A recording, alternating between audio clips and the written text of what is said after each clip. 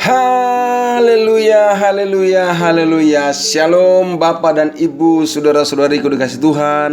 Salam sejahtera bagi kita semuanya. Hari ini tanggal 7 Maret tahun 2022 ini, Tuhan kembali memberikan kita kesempatan untuk merenungkan firman Tuhan. Karena Tuhan sangat mengasihi kita dan Dia memberikan kita kesempatan untuk terus belajar dan terus menikmati firman-Nya. Karena firman itu diberikan menjadi pelita bagi kaki kita dan terang bagi jalan-jalan kehidupan kita. Dan setiap orang yang berpegang kepada firman Tuhan, dia selalu melihat ada jalan-jalan yang terbaik dibukakan dalam kehidupannya. Ada senantiasa pikiran-pikiran yang jernih, damai sejahtera dan sukacita Tuhan berikan di dalam kehidupan mereka yang selalu berpegang kepada firman Tuhan. Itulah sebabnya Bapak Ibu, saudara-saudariku dikasih Tuhan, tanpa jemu-jemu tapi dengan senang hati saya selalu berbagi firman Tuhan bagi kita, supaya firman Tuhan itu menjadi tuntunan bagi kita, menjadi pemberi jalan-jalan terang atas kehidupan kita, sehingga di saat kita menghadapi ke realita kehidupan, kita tidak goyah karena firman Tuhan sudah memberikan tuntunan dan jalan keluar bagi kehidupan kita. Hari ini Bapak Ibu, saudara-saudariku dikasih Tuhan, saya akan mengajak kita membaca firman Tuhan dari Mazmur pasal yang ke-38 ayat yang ke-20 sampai dengan ayat 23. Dituliskan demikian firman Tuhan: orang-orang yang memusuhi aku besar jumlahnya, banyaklah orang-orang yang membenci aku tanpa sebab. Perhatikan kata tanpa sebab. Jadi artinya orang-orang memusuhinya banyak dan juga orang membencinya banyak atau membenci pemazmur banyak, itu tanpa alasan, tanpa sebab maksudnya. Mereka membalas yang jahat kepadaku ganti yang baik. Mereka memusuhi aku karena aku mengejar yang baik. Ayat 22 dikatakan, janganlah tinggalkan aku ya Tuhan. Allahku, janganlah jauh daripadaku. Segeralah menolong aku ya Tuhan, keselamatanku. Ibu bapak dikasih Tuhan, dalam ayat ini ada satu hal yang tidak wajar terjadi secara pikiran manusia. Kenapa saya katakan tidak wajar dan secara pikiran manusia? Karena pada umumnya kalau orang berbuat baik dibalas dengan kebaikan, itu adalah wajar. Tapi dikatakan dalam ayat ini, kata pemazmur, apa yang terjadi yang dialaminya adalah ada orang-orang memusuhi dirinya dan orang membenci dirinya tanpa sebab. Artinya tidak berdasar, tapi dia dibenci. Tidak ada alasan, tapi dia dibenci. Nah, atau mungkin ada alasan, tapi alasan itu tidak tepat. Ya, saya jadi teringat tentang apa yang dialami oleh Daud yang dibenci oleh Saul. Kenapa dia dibenci oleh Saul? Sama yang dikatakan tanpa sebab itu. Karena Saul benci Daud, karena Daud lebih disanjung, dikatakan dapat mengalahkan berlaksa-laksa, dan Daud mengalahkan berlaksa-laksa, sementara Saul mengalahkan beribu-ribu.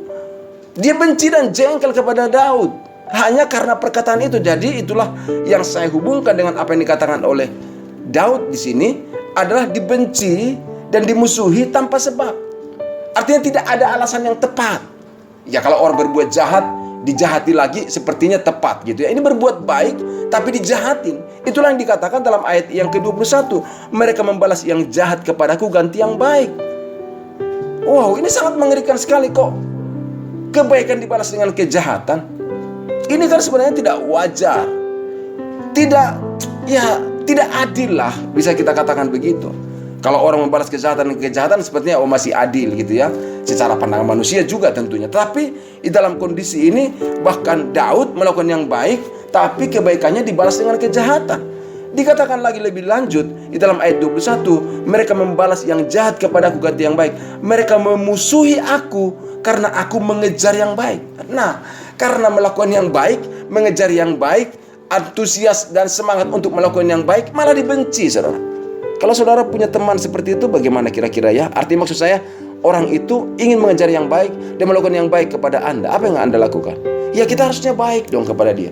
Tapi kalau saudaraku, dalam realitanya memang terjadi, kita melakukan kebaikan, kita melakukan hal yang benar, tapi ada orang yang membenci. Itu memang terjadi. Memang itu fakta realita.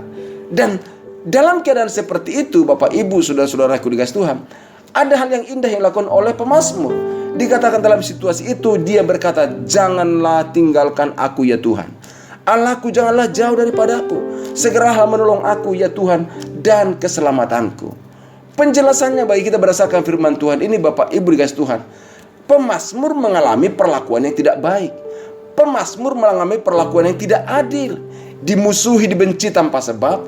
Kebaikannya dibalas dengan kejahatan. Dimusuhi karena dia mengejar yang baik.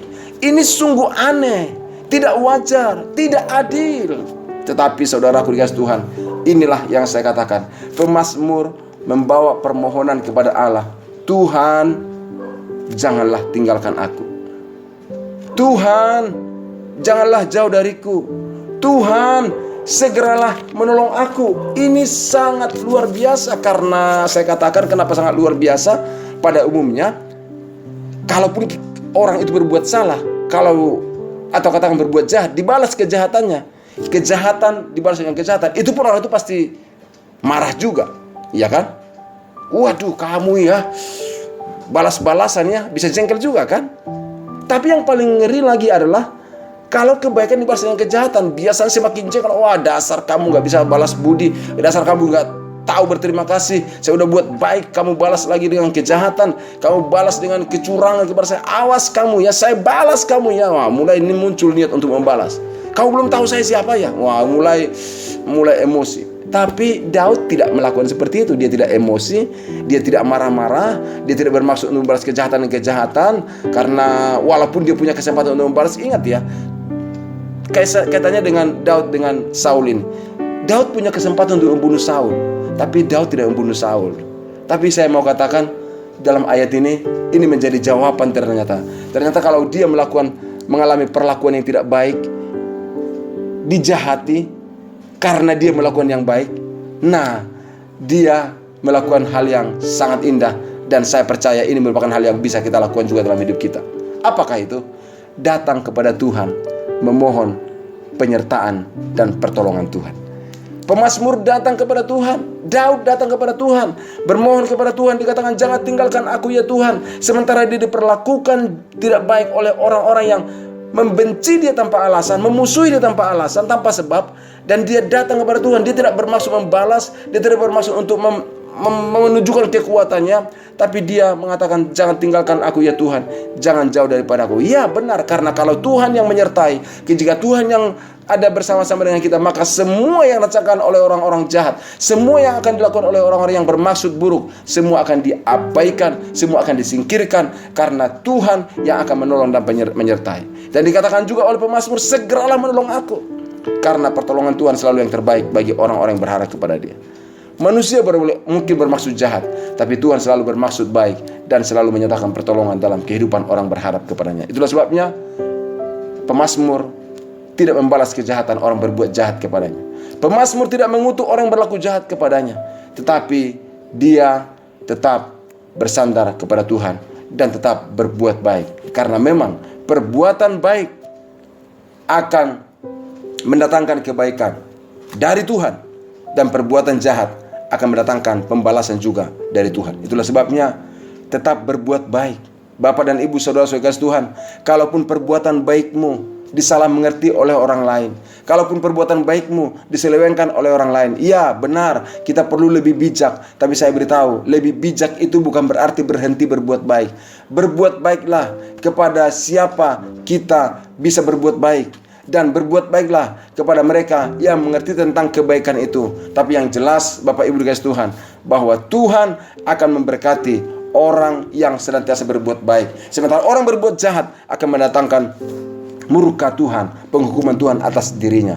Itu sebabnya Bapak Ibu dikasih Tuhan, di dalam segala keadaan yang kita jalani di hari-hari ini, mungkin pada kesempatan ini ada di antara kita yang mengatakan, iya Pak, saya seperti itu, saya sudah melakukan yang baik, saya sudah menolong dia, tapi dia malah jahatin saya, jelek-jelekin saya, isuin saya, beritakan berita yang buruk lagi tentang saya. Keterlaluan orang itu. Ibu, bapak, saudara-saudaraku dikasih Tuhan, hentikan amarahmu, hentikan rencana untuk membalas kejahatan itu dengan kejahatan. Tetapi firman Tuhan mengatakan, kalahkanlah kejahatan dengan kebaikan. Dan hari ini mari kita mengambil keputusan untuk terus berbuat baik dan datang kepada Tuhan. Mohon penyertaan Tuhan, mohon pertolongan Tuhan.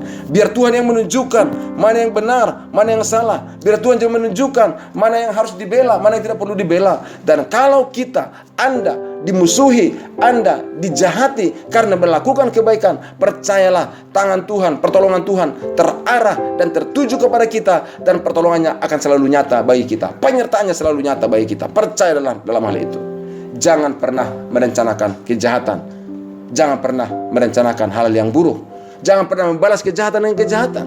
Karena kebaikanlah yang mendatangkan berkat bagi orang-orang yang melakukannya, dan hukuman Tuhan akan terjadi bagi orang yang melakukan kejahatan. Saudara, suatu ketika ada seorang teman memberikan saya kisah tentang cerita tentang dua orang yang katanya mereka menambang batu dan menemukan bongkahan emas. Waktu mereka berdua menemukan bongkahan emas tersebut, salah satu temannya berkata, waduh, ini kita bagi dua ya. Iya, setuju katanya begitu.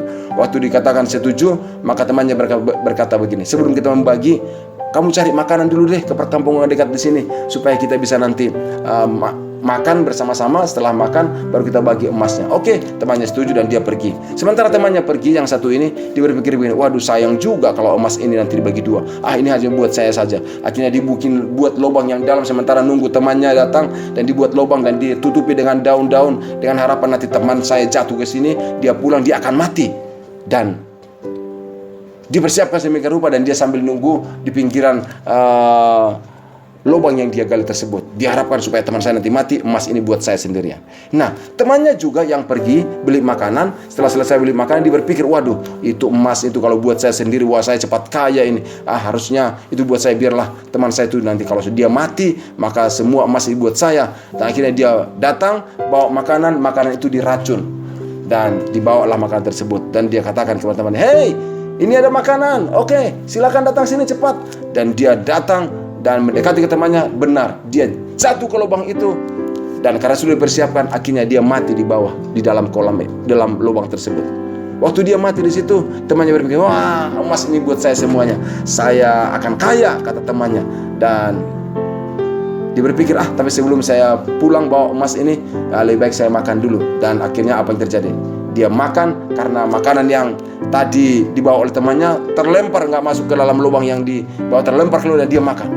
Akhirnya apa yang terjadi? Beberapa waktu kemudian dia meninggal juga.